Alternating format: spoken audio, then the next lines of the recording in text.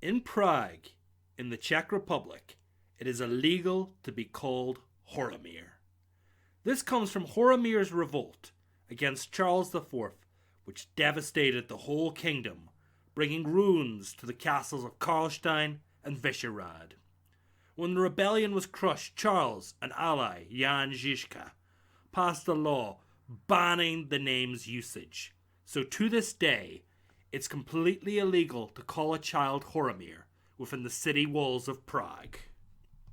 In South Otago, New Zealand, a new drink driving law which had helped convict over 500 people had to be overturned after one defendant proved the law couldn't apply to him using a song lyric. The law had been hastily written in 2010 after a spate of car crashes and had been designed to significantly decrease the amount of alcohol drivers were allowed to drink.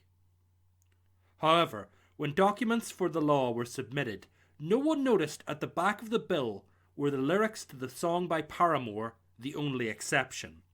It was believed that one of the lawmaker's children had printed this earlier and left it in the printer, and it had somehow got stuck onto the bill. The lawyer for Cameron Mackenzie successfully argued in court that since the bill had the words, "You are the only exception," attached to it over 34 times, her client believed that he possibly could have been exempt. Due to this, the fine amounting to over $122,000 had to be returned to everyone convicted. In 2015, South Korean boy band Engage found themselves in hot water after member Simon Dominique said everyone who was at a fan signing for the group were all part of Engage. In the crowd were Kim Daeun and her father, Kim Jong-uk. Mr. Kim, a lawyer, didn't enjoy the fan signing or his daughter's taste in music.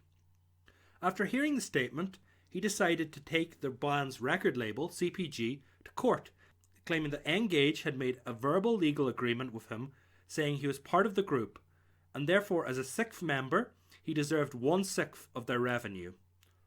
However, rather than try and throw the lawsuit out of court, the record label produced a work policy which suggested if he had been part of the band, he would have to pay the record label 3 million won for every show he hadn't attended, which amounted to over 1 billion won.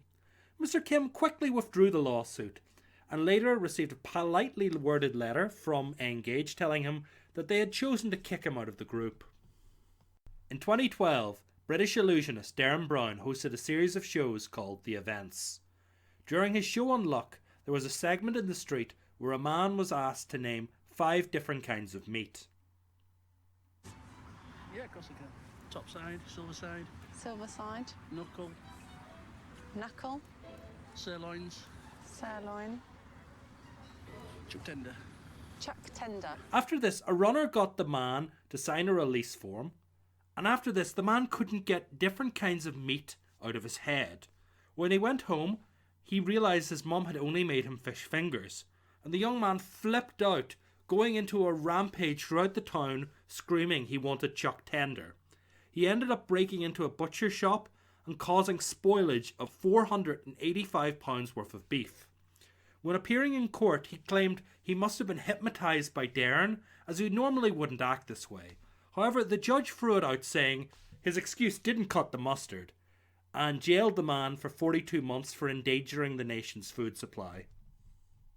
In South Otago, New Zealand, local man Cameron Mackenzie was spared prison after his lawyer successfully proved her client wasn't responsible for burning down the local courthouse due to a song lyric. It was discovered that in a 2011 bylaw, the lyrics for the Billy Joel song "We Didn't Start the Fire" had been accidentally stuck to the back of an anti-skateboarding ordinance which had been rushed through by lawmakers.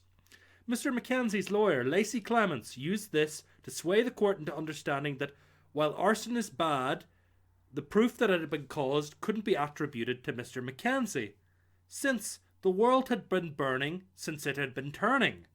After this case, lawmakers rushed to pass a new law to say arson is an attributable crime.